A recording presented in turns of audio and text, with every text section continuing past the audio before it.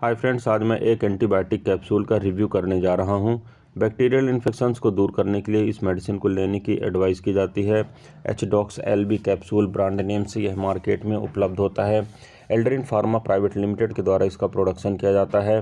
कीमत की अगर बात करें तो 10 कैप्सूल्स का एक स्ट्रिप मार्केट में 75 रुपीज़ का उपलब्ध होता है। फ्रेंड्स, अगर अभी तक आपने मेरे चैनल को सब्सक्राइब नहीं किया है तो प्लीज़ चैनल को सब्सक्राइब कर लें। बेल आइकन को भी प्रेस करें ताकि आने वाले सारे वीडियोस के नोटिफिकेशंस आप तक आते रहें और आप मेरा कोई भी वीडियो को मिस ना करें। आपने अगर इस प्रोडक्ट को इस्तेमाल किया है तो आपके क्या क्या एक्सपीरियंसेस रहे हैं कमेंट सेक्शन पर लिखकर मुझे ज़रूर बताएँ। वीडियो को शुरू करते हैं। सबसे पहले देखते हैं इसके कंपोजिशन के बारे में।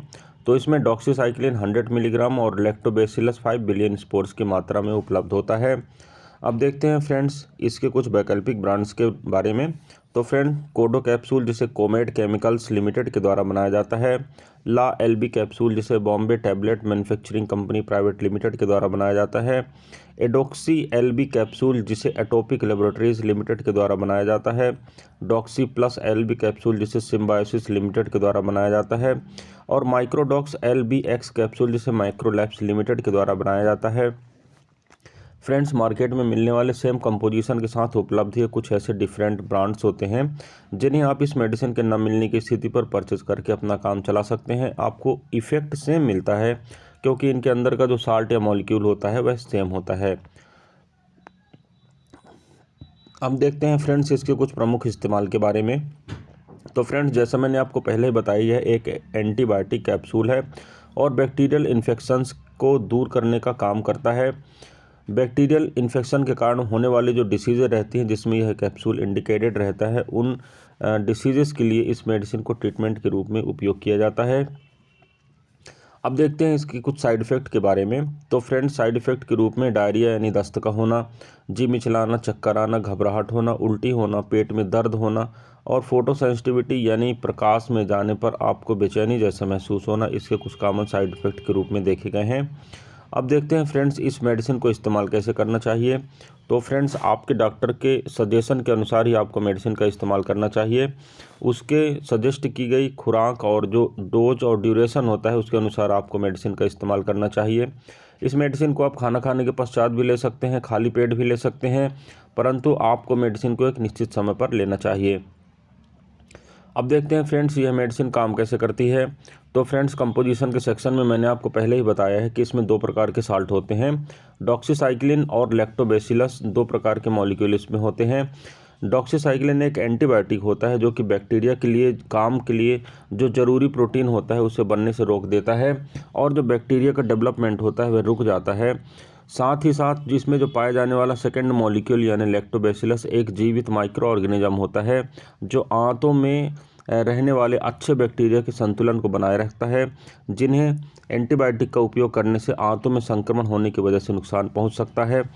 इस कारण से अगर किसी भी कारण से एंटीबायोटिक के उपयोग के कारण बैक्टीरिया ख़त्म होते हैं तो इस कैप्सूल में जो बैक्टीरिया का कॉम्बिनेशन होता है वह इसकी मात्रा को कम नहीं होने देता और आपके जो रोग होते हैं या आपके जो लक्षण होते हैं वह दूर होते हैं और धीरे धीरे करके आपको आराम लगने लगता है।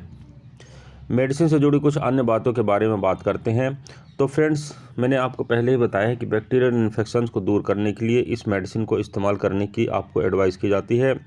मेडिसिन लेने के दौरान अगर आपको बेहतर महसूस होता है उसके पश्चात ही मेडिसिन की डोज को आपको बीच में नहीं छोड़ना चाहिए। इलाज के कोर्स को पूरा ख़त्म करना चाहिए। इसे जल्दी बंद कर देने से संक्रमण दोबारा हो सकता है, इन्फेक्शन दोबारा हो सकता है और बैक्टीरिया के रेजिस्टेंस हो जाने के कारण यह मेडिसिन फिर आपको काम नहीं करेगी। पेट के ख़राब होने से बचने के लिए आपको इस मेडिसिन को खाना खाने के पश्चात लेना चाहिए और प्लेंटी ऑफ फ्लूइड्स यानी काफ़ी मात्रा में तरल पदार्थों को साथ में लेना चाहिए। गले की जलन से बचने के लिए आपको जब बैठे हों या खड़े हों तभी इसे लेना चाहिए। इस मेडिसिन को लेने के बाद तुरंत बाद नहीं लेटना चाहिए। कम से कम 30 मिनट तक या 1 घंटे तक आपको नहीं लेटना चाहिए, जिसके कारण आपको गले में होने वाली जलन से आप बच सकते हैं। साइड इफ़ेक्ट के तौर पर इस मेडिसिन को लेने के दौरान दस्त का होना शुरू हो सकता है, परंतु मेडिसिन का जब पूरा डोज ख़त्म हो जाता है यानी जब इसका पूरा कोर्स हो जाता है उस दौरान यह दस्त वगैरह सब ऑटोमेटिकली बंद हो जाते हैं। परंतु अगर उसके पश्चात भी दस्त बंद नहीं हो रहे हैं, किसी प्रकार की कॉम्प्लिकेशंस प्रॉब्लम आपको हो रही है ब्लड में दस्त में खून आ रहा हो या दस्त ना रुक रहे हों, ऐसी कंडीशन में आपको अपने डॉक्टर से परामर्श अवश्य करना चाहिए। अगर आपको स्किन पे रैशेस हो रही है, खुजली हो रही है, चेहरे और मुंह की सूजन हो रही है, सांस लेने में कठिनाई हो रही है, तो दवा लेना आपको बंद कर देना चाहिए और डॉक्टर से इस बारे में सजेशन करना चाहिए। अगर आप प्रेग्नेंट है या प्रेगनेंसी की प्लानिंग कर रही हैं या ब्रेस्ट फीडिंग करा रही हैं, तो आपको इस बारे में डॉक्टर से परामर्श करने के पश्चात ही मेडिसिन का सेवन करना चाहिए।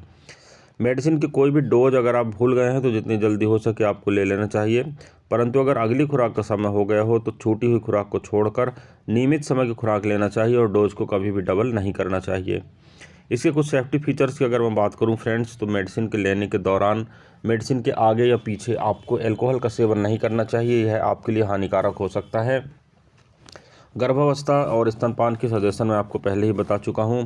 इस मेडिसिन को लेने के दौरान आपको ड्राइविंग नहीं करना चाहिए, क्योंकि जो आपका मेंटल कंसंट्रेशन होता है उसमें कमी देखी गई है, आपकी दृष्टि प्रभावित होती है, इसके कारण आपको उस दौरान पर ड्राइविंग नहीं करना चाहिए। किडनी और लीवर रोग से जुड़ी किसी समस्या का अगर आप सामना कर रहे हैं तो बेहतर होगा कि आप अपने चिकित्सक से परामर्श करें, उसके पश्चात ही मेडिसिन का सेवन करें।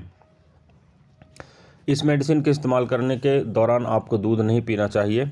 इस मेडिसिन को अगर आप दूध के साथ लेते हैं या दूध से बने प्रोडक्ट इस मेडिसिन को लेने के पश्चात, जैसे दही, मक्खन, घी या बटर, कुछ भी अगर आप ले रहे हैं तो उस दौरान इस मेडिसिन का जो एब्जॉर्प्शन होता है वह कम हो जाता है। इसलिए यह इंडिकेटेड है कि आप इस मेडिसिन को जब ले रहे हो तो उस समय दूध या दूध से बने प्रोडक्ट का आपको सेवन नहीं करना चाहिए। इस मेडिसिन को जब आप लाएं तो उसका एक्सपायरी डेट चेक कर लें। एक्सपायरी डेट चेक करने के बाद इसके जो लेबल या पैक पर जो इंडिकेशंस लिखे रहते हैं उनके अनुसार ही आपको इसको फॉलो करना चाहिए। इस्तेमाल करने के पश्चात बची हुई दवा का निपटान सुनिश्चित करना चाहिए। पालतू जानवरों या बच्चों या अन्य लोगों के द्वारा इसका सेवन ना किया जाए। खाना खाने के पश्चात आपको जिस समय आप मेडिसिन का सेवन कर रहे हैं उसके 2 घंटे तक आपको प्रतीक्षा करना अधिक उचित होता है। इस मेडिसिन को भोजन का सेवन करने से पेट में अवशोषण कम हो सकता है, अगर आप कंटिन्यू भोजन और कैप्सूल दोनों साथ में ले रहे हैं तो। अगर आपके पेट में परेशानी हो रही है तो खाने के साथ आपको इस कैप्सूल को ले लेना चाहिए, परंतु दवा खाने के 1 घंटा पहले और 2 घंटा बाद तक दूध और दूध के पदार्थों का सेवन नहीं करना चाहिए। तो फ्रेंड्स, ये था एक छोटा सा रिव्यू मेडिसिन के ऊपर। मैं उम्मीद करता हूँ फ्रेंड्स यह वीडियो आपको पसंद आया होगा।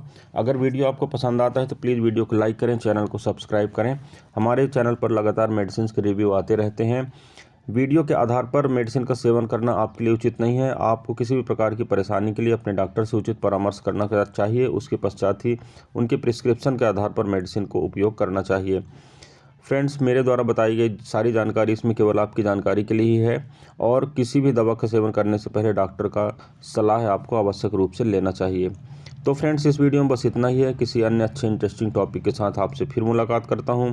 तब तक के लिए गुड बाय। आपका दिन शुभ हो। जय हिंद।